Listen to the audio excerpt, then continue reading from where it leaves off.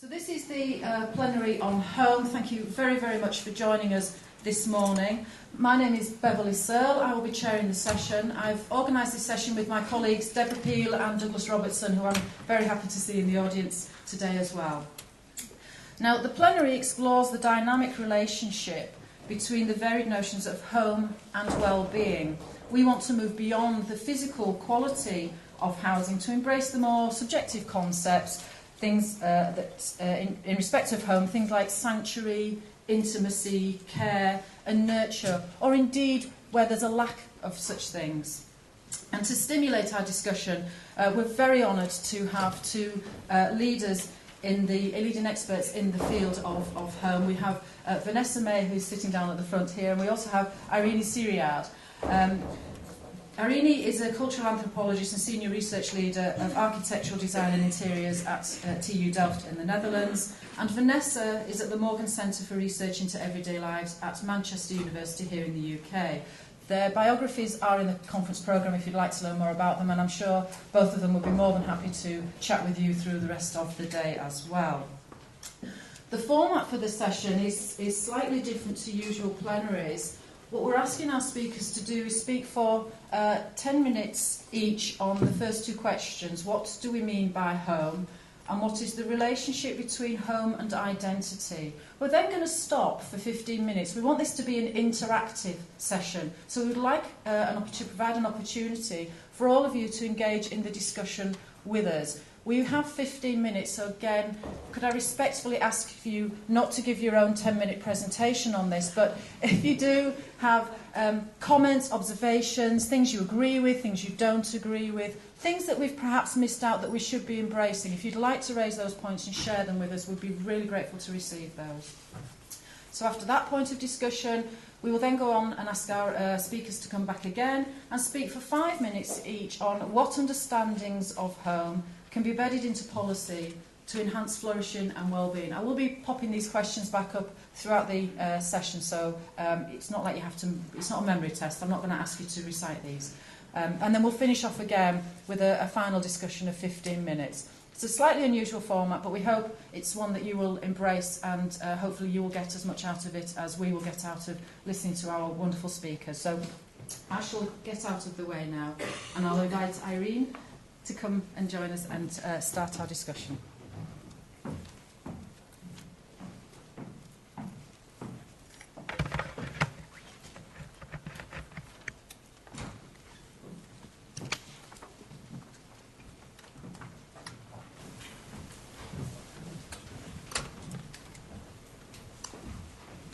Good morning. If there's any trouble in understanding me, I have to rearrange this mic, so please raise your hand, or it could be a pity if we miss on the conversation. Vanessa and me have been asked to respond to two questions. In particular, what do we mean by home, and what is the relationship between home and identity? I will mainly focus on the first question. What do we mean by home? What we mean by home depends on our age and our biography. As such, it is a concept with a personal meaning. The concept of home, however, also has a cultural meaning. A cultural meaning which is molded by the 19th century history of industrialization and urbanization. Within this historic context of rising social tensions, the ideal Victorian home was presented as a safe haven for middle-class women and children who needed to be protected from the unruly urban masses of workers. The social tensions initiated the spatial and mental split between the domains of home and work. Family homes were built outside the city in green suburbs, and the male breadwinners had to commute between home and work. In the cultural interpretation, home and work evolved into two distinct economic domains with very different value systems and codes of behavior. home became the main site of consumption, and work the main site of production. The home is reigned by the non-profit values of caring and sharing, while the domain of work is reigned by cost efficiency and the commercial values of profits and losses. However, the emerging spatial and ideological split between the domains of home and work could not disguise the fact that the breadwinner's employment and income fully determined the class conditions of the home, like its size, location, material outfit, and the family's level of consumption and spending. Although the domains of home and work are not as strictly separated as before, they still play a major role in our society, as well as in our individual life histories. The personal meaning of home still thrives on its opposite. More in particular for those whose personal identity is tied up with their professional identity, or their identity as the main breadwinner. When people with a strong professional identity get unemployed, home may lose its positive connotation of retreat and become more of a punishment and a prison. I have to confess that in my writings on the home, I've always avoided the concept of identity. Identity is first and foremost a psychological concept, tied up with the different roles of an individual. For human geographers, however, a person's identity is not only psychological, but also molded by the place where one lives. Home, for that matter, is perceived as the pinnacle of place identity. To me, as a social anthropologist, the perceived relationship between home and identity is not helpful at all, especially because of its personal character. I wonder, for instance, whose identity is reflected in a family home. Also in child memories, the childhood home is first and foremost molded by people, parents and siblings, and only second by places. While in the perception of today's working parents, who often struggle to find a time balance between the domains of home and work, home primarily means time. Their meaning of home has become equated with the time they spend with their children, not only at home, but also outside the home. The intertwinement of the personal and the cultural meaning of home makes home one of the core concepts of our Western culture. As such, it is a true cultural construct.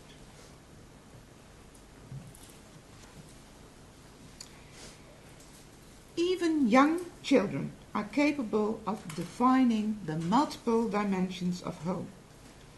When asked about home, answers of young children varied from "home is where mum and dad are," in which they addressed the convivial dimension of home. "Home is where my toys are," addressing the material dimension of home. "Home is where my bedroom is," addressing the privacy dimension of home.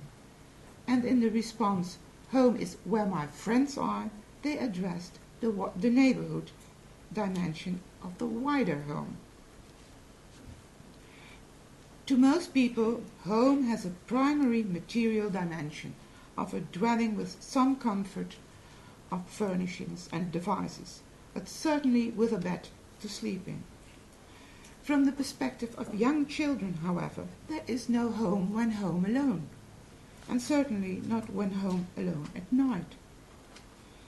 To them, the convivial home, the presence of one or more meaningful others, supersedes the material dimension of home, or the privacy dimension, which adults appreciate so much. Also, the importance of the wider home, or the neighborhood dimension, for the physical and psychological well-being of children is widely acknowledged. A safe environment for their children to play and make friends motivates many parents in their search for a new family home. Like I said before, The meaning of home is age-related. When adolescents leave the parental home to reside on their own, they start a lifetime cycle of home reinventions in different locations. University students exemplify the start of a lifetime cycle of home inventions by their search of a rental room in the town of their university. The situation of Dutch freshmen is different from their British counterparts. In contrast to British freshmen who have to vacate their college room after each term, Dutch students have to vacate their student rooms after graduation. Students start the cycle of home inventions through the material dimension of homemaking, by renting, furnishing, and decorating the room. However, the student's emotional or mental homemaking will largely depend on his or her success in the work-related domain of the study, and the ability of making friends and as such creating a wider home of loving and caring relationships.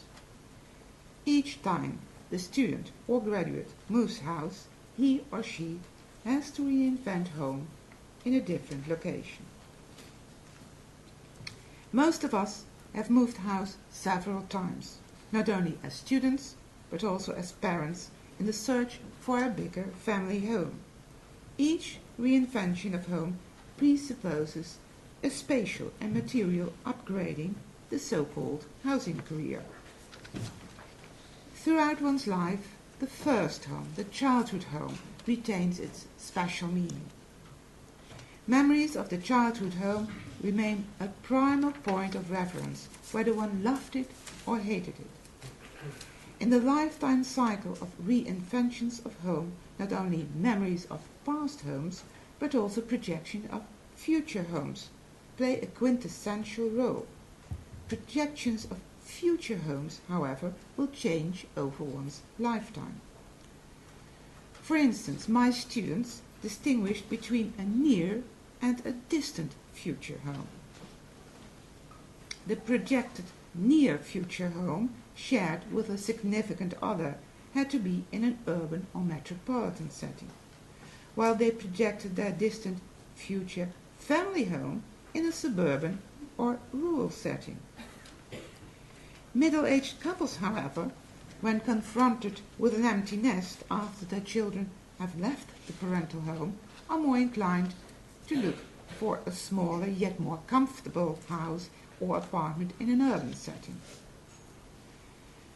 The prospect of a final future home will become gloomy when one is confronted with decreasing physical and mental abilities. For many seniors, the projections of a final future home represents a frightening prospect, especially considering the recent budget cuts in elderly care. It is my opinion that policy measures in the final future home scenarios will have the biggest impact, and we will come to that in our next session. So, Vanessa, your turn.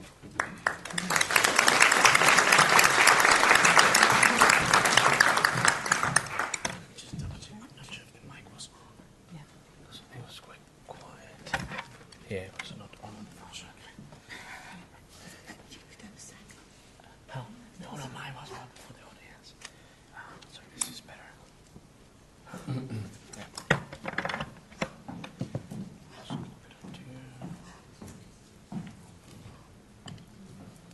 All right.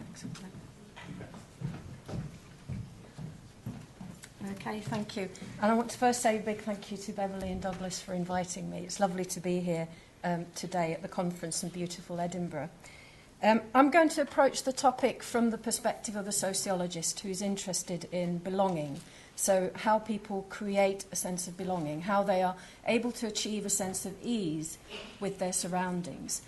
So today I'll be looking at particularly how people manage to attain a sense of belonging in their homes. And having a sense of belonging is important. A lot of research has borne this out. It's important to people both politically but also in terms of their well-being. And I want to start by borrowing a concept from Sarah Pink. So I want to start by thinking of the home as a place event. So the meaning of home we can understand as we look at how homes are created, homes are done in everyday practices. So by saying that home is a place of event, what I mean is homes are places where things get done, where events happen or are made to happen. So homes are changeable, they're never static. And we're also then directing our gauge towards everyday practices that we do in the home that help us to make a home or create a home. And I want to speak of three dimensions in relation to this homemaking: space, time, and then relationships finally. Now, when we're making a home, what we're doing is we're territorializing space, we're ordering space, we're organizing it in a particular way. And we're doing so in order to create a space of comfort, a space where we feel at ease, where we can have that sense of belonging. We're trying to create a space that radiates a particular milieu. So we're drawing an expressive space around us. And there's a lot of interesting work that shows the importance of the sensory aspect of this. So the importance of sights, sounds, smells and textures of home in terms of whether or not people can create that sense of belonging at home. And I'm thinking here particularly of the work of Sarah Wilson at the University of Stirling, who in a few research projects now with colleagues has looked at this sensory aspect of homemaking. So we can think of sound, for example. So Wilson and colleagues found that children living in homes where their parents misused alcohol or drugs, these children found that loud, unwanted sounds, such as sounds of their parents arguing or sort of late night loud parties, that these unwanted sounds made the children feel excluded from their homes. And similarly, we can use strategies to warm up cold spaces, such as listening to our favourite music. Home is also done in time, so we're also trying to order time. We're also trying to create a sense of sort of impose order, impose a temporal order in our home. That creates a sense of familiarity and of predictability, and that again is important in terms of our sense of belonging, that we know how things work, that we know what to do and when. And this allows us to sort of go about our daily business in a distracted mode of being, where we don't have to think about everything that we do consciously. This allows us to for example, do the dishes while we're at the same time daydreaming or worrying about tomorrow's paper. There's a close connection between the habits that we have, the routines that we engage in the home, and our identity. And we only have to think of Pierre Bourdieu's work on habitus and the close connection there is between habitus and the self. And there are also ideologies around, how these routines should take place and what practices we should engage in the home. And again, we can look at the atypical to understand the power of this ideology. And here I'm thinking of the work of Samantha Punch, again at the University of Stirling. I'm not just picking Scottish researchers for the sake of it. Samantha Punch and colleagues did work on children's residential homes. And they found that the staff in these homes wanted to create a home-like environment for the children. Now, we have to remember these residential homes are public institutions, so there's a contradiction there. And the staff, one of the things the staff wanted to implement was routines around sharing meals, for example, because this is what they felt that families do in sort of quote-unquote normal family homes.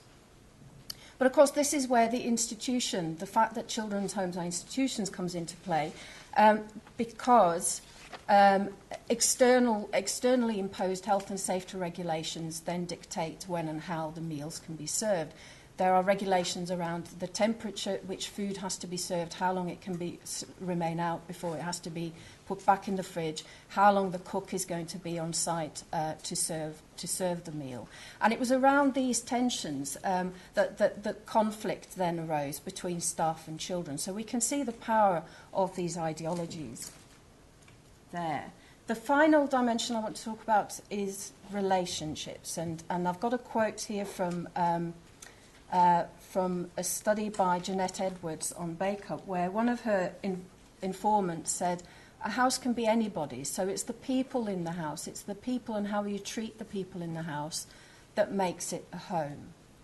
And there's some very interesting research by Jackie Gabb on the patterning of affective behaviour of homes, such that different spaces, different rooms in the home will have a different emotional tone.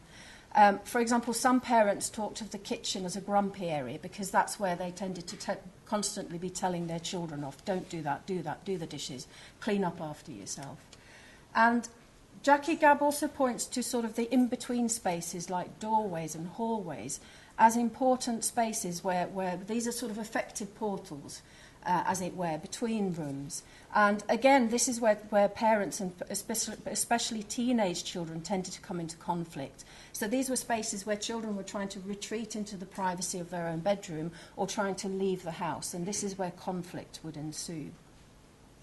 And Gabb also points to the significance of incidental moments. So these are moments when nothing in particular is happening, yet these are very important in terms of the overall emotional tone of the home and whether or not different family members feel at home, feel that they have a sense of belonging there. And I want to spend my last final few minutes talking about home and identity. And like Irene, I don't like using the word identity, so I prefer to use the word self. And the most, perhaps the most obvious way of thinking about how the connection between homes and kind of constructing a sense of self is thinking of homes as a form of self-presentation. So think of the type of house that we live in, the area that we live in, our consumption habits, for example, conspicuous consumption of household goods. These are all ways in which we can signal to others what our social status is. But there's another way of looking at this as well. So not so much the home as an expression of our identity, of ourself, but rather our subjectivity, our self being an expression of our territory, being an expression of our home. So in the words of J. McGregor Wise, homes have subject effects. And we can draw here from the work of several anthropologists, including Tim Ingold, Danny Miller and Rachel Hurdley, who all engage with this notion that the material world is constitutive of the self. And what they mean by this is we're born into a ready-made world. And this world is structured also materially in particular ways. So as we grow up, we learn to use implements, we learn to use furniture in particular ways. So we grow up with certain dispositions, again using Bourdieu's terminology here. So we grow up with certain skills, sensibilities and dispositions that make us into typical of our culture. So we can think of the typical Westerner who sits on chairs, drives cars and uses smartphones. And in this way, objects hail us. They hail us to become particular types of persons, particular selves. And I can sort of think, for example, of Rachel Hurdley's point about the mantelpiece. The mantelpiece elicits a certain register of standing, for example. So we'll often stand by... I tried doing this at home and it didn't feel quite comfortable, but I tried standing by our mantelpiece and leaning against it, because that's supposedly what you're meant to do with mantelpieces. Whereas in opposition, you wouldn't think of doing that with the television. The television elicits a different response from us. It's sort of saying to us, watch me, watch Wimbledon on me now. And we can also think of the ways in which again, we can think of the connection between ideology and the material world of the home. And here I'm returning to the work of Sarah Pink, who talks of a sensory aesthetic in the home. So there's a right and a wrong way of doing things. For example, she's done a study of laundry. So there's a right and a wrong way for the laundry to pass through the home. And when things go wrong, when the laundry is in the wrong place at the wrong time, for example, it's out, all our knickers are out when friends come to visit, that puts the sensory aesthetic and also the moral aesthetic of the home at risk. But also it risks to put ourself into disarray, because there is a connection between the way that we do things, that there's a proper way of doing things, a hygienic way of doing things. So we only have to think of the words that we use to describe home as either tatty or proper, unhomely or homely. And here again I'm referring to work done in Scotland. The work by Lynn Jamieson and Runa Simpson on solar living has shown that people have different skills and resources in terms of being able to create this homely home. So in their study of solo living, they found that some men, for example, said that they lacked the required feminine skills to create a homely home, whereas other people referred to ill health or lack of resources as preventing them from doing this. So in this sense, we can see how there are very strong ideologies around home and what makes a proper home, and that these have a very profound effect on us, on ourselves, in terms of whether or not we're able to realise them. Thank you.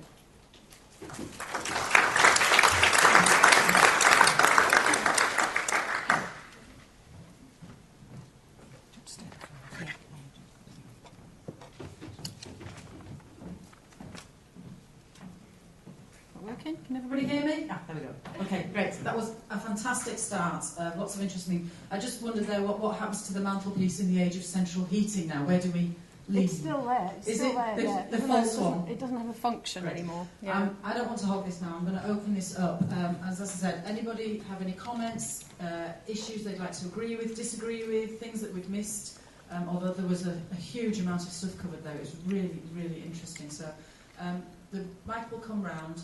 So please, hands. Oh, we've got one right at the very back up there. If you can just bear with us while we get the mic up the top there.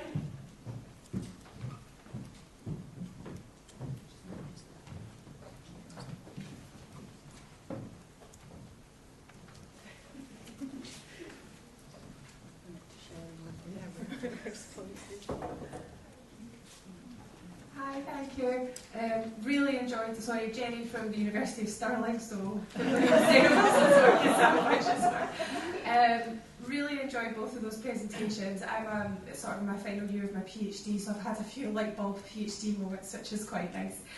I'm just throwing this question out there for discussion, particularly from what Irene said, because the socials, the other peopleness of home is so important, so families and it's the other people in your home that really help to have these feelings of home. What implications does that then have for people who don't live with other people, so people who live on their own? And I'm thinking more so, because I know you touched on older people, but I'm thinking my own personal circumstances. I lived on my own for 2 years, so I'm wondering what the implication of me choosing to live on my own has in terms of these other people being absent from my particular home. If that makes sense.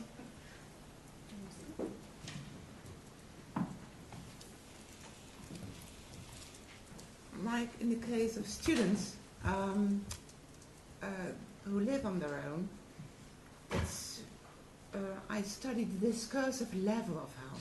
Perhaps I have to say, when do students refer to their room as home, as opposed to their parental home? That has to have certain conditions. It's not immediate. There has to be some kind of mental homemaking. And the mental homemaking for solo residents in the home is very much depends. Not so much on the material. You can have a beautiful couch and a fantastic TV. But when there's, especially for students, when the work-related environment of the study is not satisfactory, or you can't make friends, you don't feel at home. So the wider home is really a dimension. So therefore the home, in my perspective, is not a fixed place. It's not really fixed. So, thank you. Yes, I would agree that we don't have to think of the home as a bounded space. There's a porous boundary between sort of inside and outside, as it were. And the relationships, even though they're not physically there, they would be, as Irene pointed out, there's a mental process of homemaking. So they might be there, for example, through the objects. So, for example, I might have an object that reminds me of my mother, and that's in my home. And so those relationships might be woven into the materiality and the memories of the home, even though those relationships aren't actually being conducted in them. Well, lots of hands going on now. Can we take... Sorry, there's somebody behind Peter, and then we'll come to Peter. So if we take you to together, please. Is that all right? Karim Youssef, University of Calgary. This is the question for Vanessa. You relate the home to a sense of self or development of the self from a psychological perspective. I'm just wondering, because the home internally is configured in a certain way in terms of also relationship to the outside, and also the ability to, my ability to change the layout in terms of furniture and rooms. So, like my own experience is that when I change the layout of the furniture, you experience the room differently. So I was just wondering the limitations of the configurations on the development of the self. Can we take Peter's as well? Peter, do you want to make your point as well?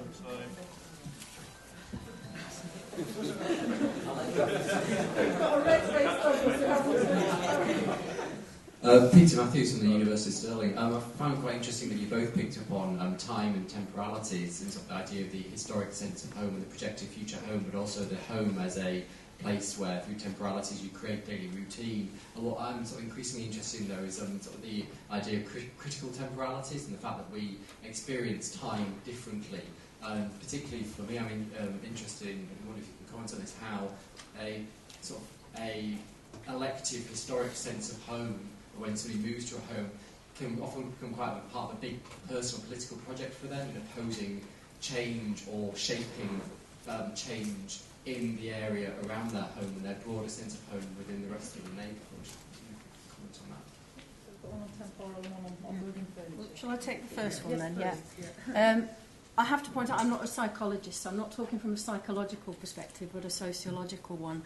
And I think we have to look at, yes, there are restrictions because we can't all, well, some of us can choose. I watched a snippet of a documentary on Windsor Castle until I had to switch it off yesterday. But so, not all of us can choose, and some of us have very restricted ability to choose our homes and how the layout of it is. So there's a lot of work around how people might try and superimpose their own practices onto homes that are not structured the way they would like, for example, kitchens and so on. But this is the ready-made world that we're born into that shapes us. So it's not just that we can shape the world, but the world does shape us as well.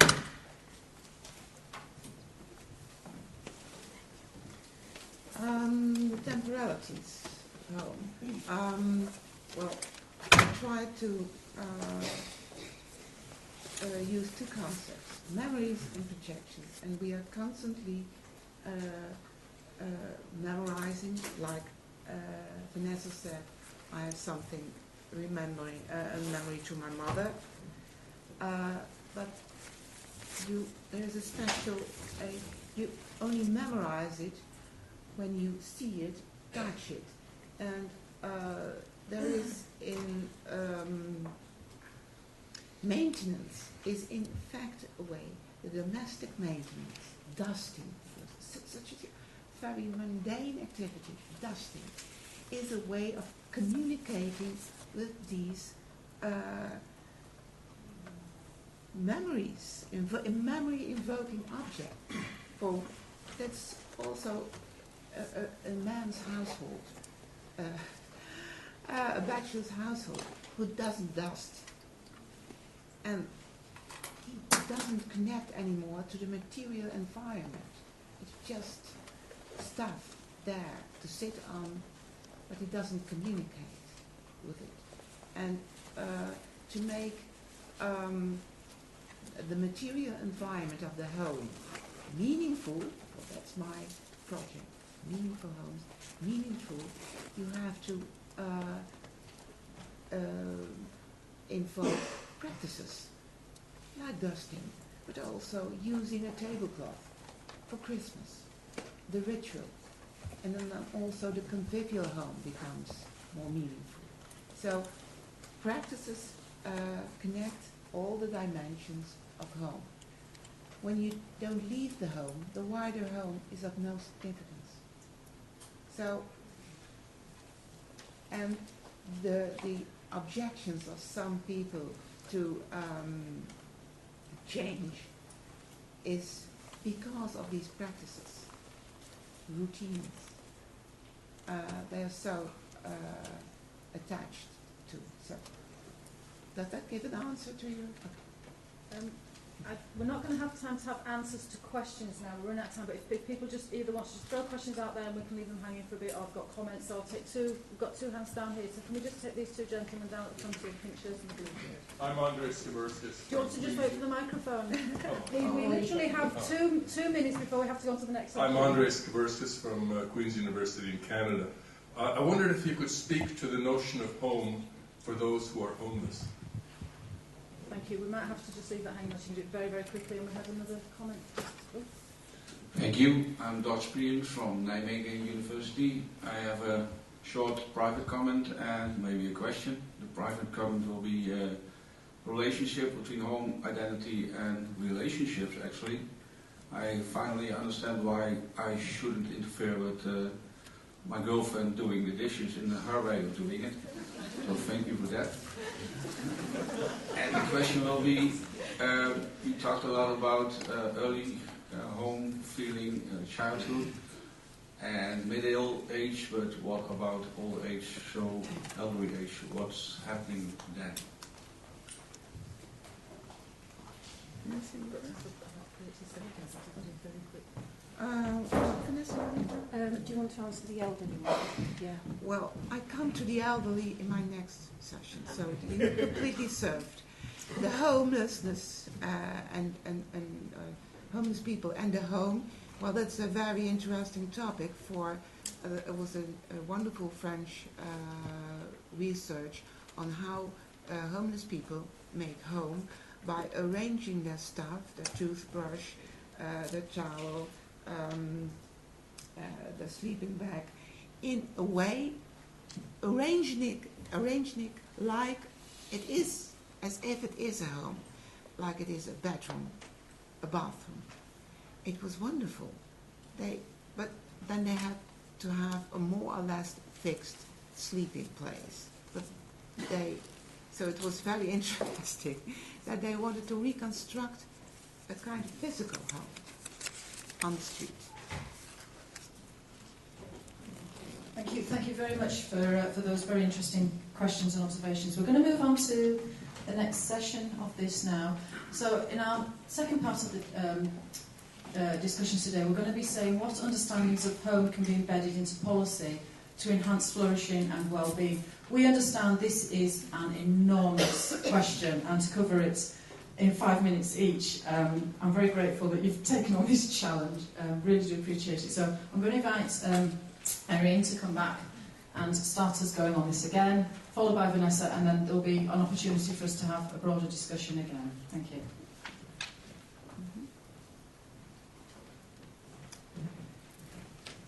Okay. The next question we were asked to address is what understandings of home can be embedded into policy to enhance flourishing and well-being. As I explained before, home cannot be understood without taking into account its opposite, which is for most people the domain of the domain of work. The personal meaning of home still thrives on its opposite, on the non-home, so to speak, which implies mobility and movement between the home and the non-home. Home as a place you can leave and return to. Although the domains of home and work are not as strictly separated as before, considering the many self-employed men and women working at home, they are not easily combined either. It is the infiltration of the work-related value system into the home that creates tensions, and especially in the case of family homes. A common solution to ease the tensions is the zoning of the family home. This is either space zoning or time zoning. In the case of space zoning, one uses a special room to work in, while in the case of time zoning, the entire house might be used at times when the children are at school. Still, the meaning of home crumbles when the domains of home and work fuse. Therefore, keeping not so much the domains as the value systems of home and work apart will reduce tensions and as such contribute to flourishing and well-being of the convivial home. However, in the case of self-employed singles who work at home, the crumbling meaning of home might be compensated by a more meaningful, wider home of friends. But the crumbling meaning of home is very evident in the case of the elderly, who often lack not only the meaningful opposite of a non-home, but also a meaningful, wider home, either because they had to move out of their neighborhood to a more comfortable apartment elsewhere, or because their friends have moved or died. Fragile elderly who are tied to the home and depend on the home visits of professional care workers will suffer the most. The crumbling meaning of home will be detrimental to their psychological well-being, especially when commercial values of time and cost efficiency invade their home, and when the work-related bureaucracy of filling out forms determines the home visits of care workers. This is one of the core complaints of the elderly concerning the professional care delivered at home. However, when care workers are allowed to work within the domestic value system of caring and sharing, and as such restore, if only for a few hours, the convivial home, no harm is done. In view of Europe's aging population, policy measures that contribute to a more reassuring prospect of elderly's final future home might be beneficial to the well-being of today's seniors, who are tormented by uncertainty about their future situation. As the meaning of home is age-related, so are the dimensions of home. The material dimension of home will be more important for starters on the housing market than for the elderly. Also, the meaning of the privacy dimension of the home is jeopardized by the elderly's conflicting need for safety and surveillance.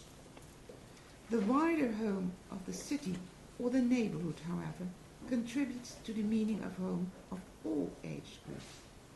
Therefore, policies initiating and stimulating facilities and services in the neighborhood will be beneficial to children and elderly alike.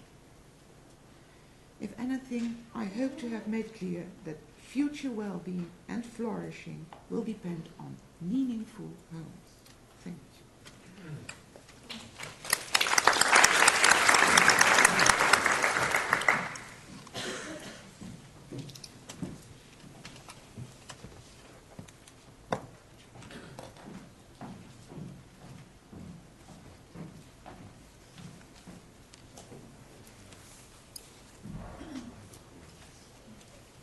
Okay, so my final thoughts on policy, and I'm particularly thinking of sort of recent policy initiatives in the UK in relation to the introduction of universal credit and the impact this has on sort of housing policy. I'm thinking here of the cap on housing benefits and then the introduction of the infamous bedroom tax for those of you who are not from the UK.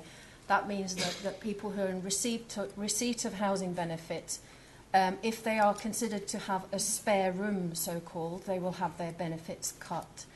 And whenever I hear about these policy changes, I'm reminded of two classic sociologists, Max Weber and Irving Goffman.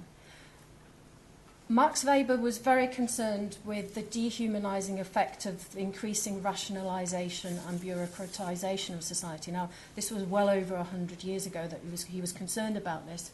But I think these concerns, we could sort of reinvigorate his concerns, at least in the UK today. Weber saw that increasingly decisions in bureaucracies or organisations were being made on the basis of calculation and technical knowledge.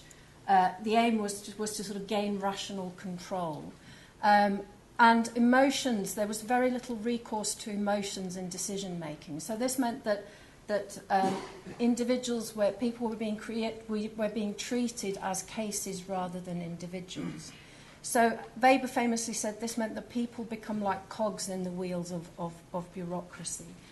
And I'm kind of reminded of this whenever I hear sort of our ministers talking about housing today, because it's all about increased efficiency. It's about sort of reducing public expenditure. And sort of the rhetoric of home has completely disappeared from these discussions. So when we think back to sort of early, perhaps sort of from today's perspective, idealistic notions around building of council housing, for example, in the mid 20th century, people, sort of politicians, were talking of home then. I don't think I've heard Ian Duncan Smith, who's the current Secretary of State for Work and Pensions. I don't think I've heard him mention home a single time. So I think we need to start bringing the notions of home and all of that entails, as I've explained today, back into talking about policy. And it's interesting that Douglas mentioned before this session that that's exactly what you've been trying to do here in earlier sessions of the conference. And here again, in terms of a question about homeless people, I don't know if you've seen the homeless spikes in London. They're kind of another example of homeless people being seen as sort of a blight, and there's now an efficient way of getting rid of them by putting spikes where they would normally sleep. I don't know if you've seen Vancouver's response. Yeah. Vancouver's response is to build like a temporary shelter on sort of benches. So there's a flip that you can be lifted, and that kind of creates a shelter for a person sleeping on the bench. So very different approaches there, I think, very different ideological approaches. And Goffman, on total institutions, famously he did work on mental hospitals, but there are other institutions we can think of, such as prisons or children's homes or nursing homes. And these institutions, they are organised in a particular way in order to make the management of life in the institution easier, in order to make the management of the residents or the inmates easier. So life is made uniform and predictable in an institution. So an institution life is regulated, controlled. There's a regimented rhythm that people are expected to submit to. There's conformity that reduces individuality. And I've given you the example of children's homes, research into children's homes, that shows that these are the issues where there becomes conflict between staff and children. And when we kind of contrast that to sort of the ideal notions of home as spaces for privacy and family life and leisure, places where we can kind of retreat into, where we can kind of choose and determine our own lives. For example, choose where we put our furniture or how we organise the space. And here I think we need to think in terms of policy. We need to think of the ways in which current policy is curtailing the already restricted sort of choice and agency of certain sections of the population, and the impact this has on their ability to engage in homemaking not only in their homes, but as Irene has pointed out, in the broader sense of placemaking as well in their neighbourhoods. And I think I'll stop there. Thank you.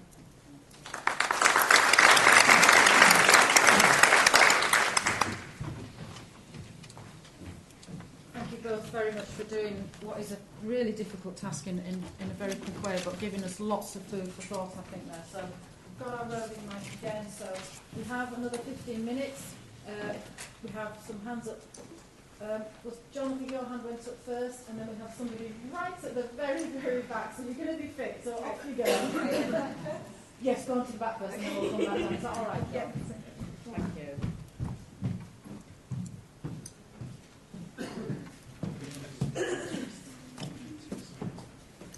Again, we don't have to have questions or looking for answers. If you just want to engage in this discussion, please feel free to do so.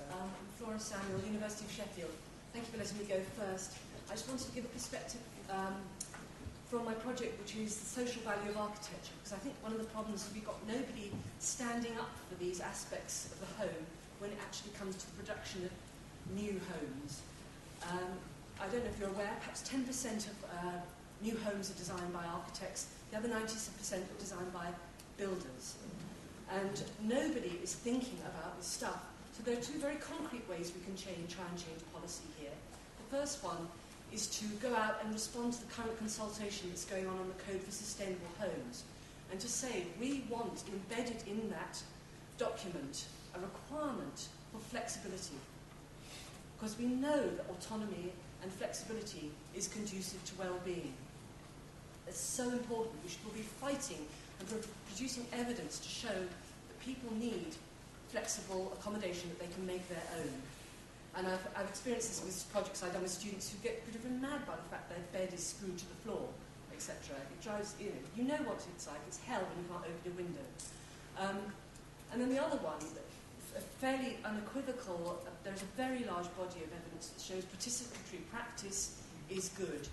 The one thing we know that's good for well-being is that people are consulted on the future form of their homes. And we really need to promote that as a body of people here, that experts should be out there helping people to make their own homes. Because there's no voice in the industry. In Britain, I wanted to ask earlier, what do you think about our current new build, the noddy houses we have? What does that tell us about Britain? But there is desperate need to fight for a very subtle understanding of home coming right into the industry. Where currently our current housing, pretty much all the reports on that say it is not fit for purpose. Thank you very much. So Can I just say that we are very fortunate because this is connected actually to something else that we're working on, and Deborah Peel, who is one of the people organising it, is an architect. So your comments there are immensely valuable to us, and perhaps you two maybe can exchange more views later on. That would be really good. Thank you very much for the comment. I don't think you need to respond to that. That was really great. John, could we come down here and grab John, and were there some more hands going up as well that we can follow? So we'll take the lady in the pink and we'll take Keith over there as well afterwards. So John, do you want to do yours first? John Flint from the University of Sheffield. I'd like to thank you both for fascinating presentations. I think it's been a really good session. I don't think the mic, if there's a little red button underneath, do you need to just hold in and the light should come on? I'll just stand up and shout. Yeah, stand up and shout. I'd like to thank you both for excellent presentations. But actually, I was particularly interested in your bit at the end though about current policy and your argument going back to Weber about concerns about rationalisation and bureaucratisation, because I would actually argue the exact opposite is actually happening in current housing policy. It's a rejection of the whole modernist project and a rejection of rationality and actually using emotion in policy. That's why Tory ministers commonly talk about fairness and decency rather than need. It's a direct appeal to emotion and rejection of rationality. If you broaden home out to nation, you see exactly the same tendencies around immigration and an appeal to emotion. So I agree with what you said, but I think it might actually be the opposite around that element. Can I quickly respond to that? Yes. That's a very interesting point, but I wonder whether they're using the emotional language to drive this rationalisation. So it's emotional language that's meant to chime with particular sections of the population, not the targets of the policy. So the policy is still rationalising, but the language used to sort of to describe why this has to be done. So yeah, I think that's a very interesting. So we are actually going in divergent ways, but emotion and rationality are doing different things there. Thank you. Thank you. Other hands. So let's. Maybe just look at the mic. I'm the lady in pink. Thank you for your very. There's a mic. The mic's just coming on. I hate mics. It's okay. Can you hear me? Loud voice. Loud voice. Thank you for your presentation. What I missed and what I miss in a lot of literature is the gender thing about it. We talk about architects, and there are some female architects here, but the builders are always the man. So I think it's very much also a gender kind of thing. And secondly, I have a little comment.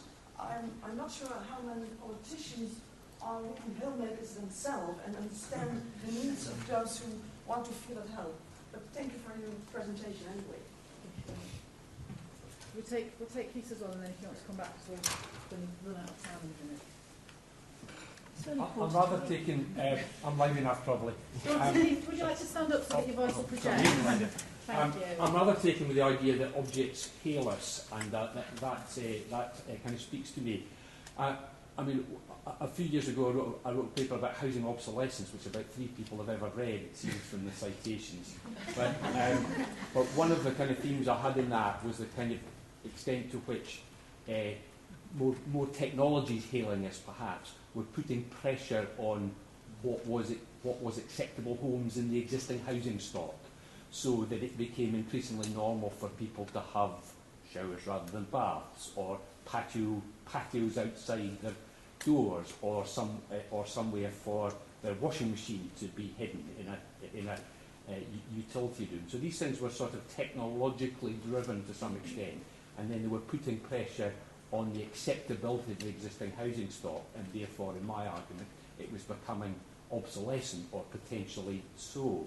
And I'd particularly like to ask Vanessa what she thinks of that, and whether in her work she is seeing new demands being put on the home that can't easily be accommodated by the kinds of homes that we have.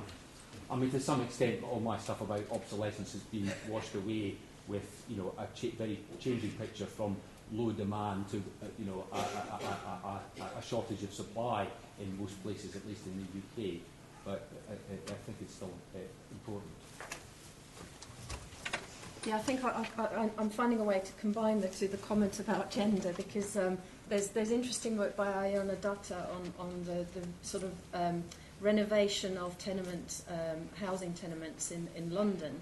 And one of the content, because the tenement buildings were sort of old-fashioned, they were out of date. They were no longer fit for purpose, because people wanted their own bathrooms and showers and so on.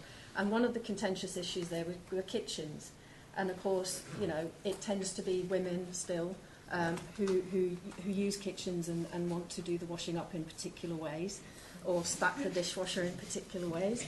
And of course, a lot of the women were very unhappy with the kitchens that they got as a result, because they were smaller, and they, for example, the family couldn't eat in the kitchen, and they didn't like the idea of using a dining room.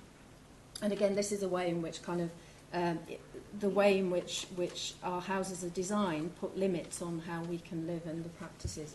But also the technology thing is interesting, because there's a lot of research on the gendered aspect of that. So technology might help us, so the washing machines and so on, but they've actually then also increased in terms of the expectations of the practices that we do. So now we're expected to constantly have clean clothes.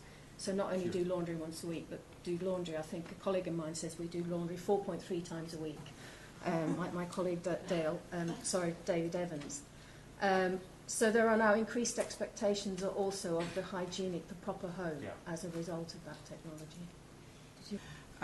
Starting in the domain of work. For instance, the domestic efficiency movement in the home was initiated because servants didn't want to work anymore in the home, and suddenly the housewife had to do it all on her own, and architects designed very efficient small kitchens without and they thought that the whole household was just comprised in the work done in the kitchen, for that was the former domain of the servant, and they completely forgot the other. So other spaces and the relations to front doors and provisioning and door-to-door delivery. So in fact, most of the so-called very domestic efficiency movement concentrated on the kitchen and left the rest of the house to the family to fill in or to deal with. But the gender aspect is really an interesting point of view, and that's also changing, because I don't know how it's in the UK, but in the Netherlands, men are more and more becoming the cook. And when men are doing the kitchen and the cooking, they want professional work. So, for otherwise, they can't do their work. So they have professional standards integrated into it. great, thank you. I'm afraid we are going to have to call a stop there. Thank you very much, everybody, for engaging with this format. Just before we thank our speakers, there is one more announcement to make, but while our announcer is getting ready, could you please once again really thank our wonderful speakers.